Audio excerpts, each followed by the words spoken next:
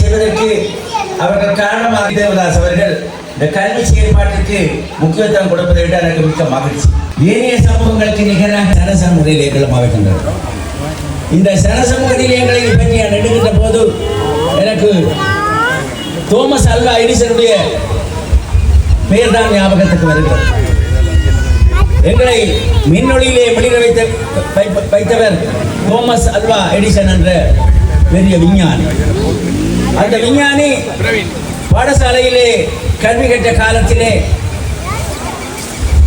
அந்த பாடசாலையிலே கல்வி கற்ற அவரது வகுப்பாசிரியர் ஒரு கடிதத்தை தோமஸ் அல்வா எடிசனது குடும்பத்தினருக்கு அனுப்பி வைக்கிறார்.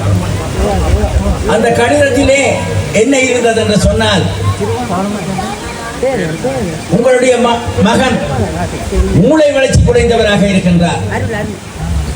ஆகவே இவரை நாங்கள் தொடர்ந்து பாடசாலையிலே வைத்திருப்பது பிரயோஜனமற்றதாக இருக்கின்றது. எனவே நீங்கள் இவரை பாடசாலையில் இருந்து விலக்கிக் கொள்ளுங்கள் என்று அந்த ஆசிரியர் அங்கே அவரது பெற்றோருக்கு அனுப்புகின்றார். இதை தோமஸ் அல்வா எடிசன் தாயார் பார்க்கின்றார். பார்த்த பின் அந்த கடிதத்தை வாசித்த பின்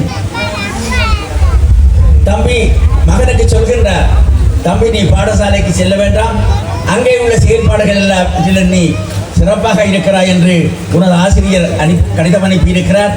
நீ இன்று தொடக்கம் எனது வழிகாட்டலிலே உனது செயற்பாட்டை செய்யலாம் என்று கற்க வைக்கின்றார் அவரது தாயார்.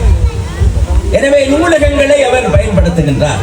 அந்த தொடர் தாயார் நெறிப்படுத்துகின்றார். அவர் யார்? எம்மை மின்னொளியிலே வெளியிட வைத்த தோமஸ் அல்வா எடிசன். அன்று தொடக்கம் அவர் நூலகங்களை சிறப்பாக பயன்படுத்துகின்றார். நூலகங்களே இரவு பகலாக கற்கின்றார்.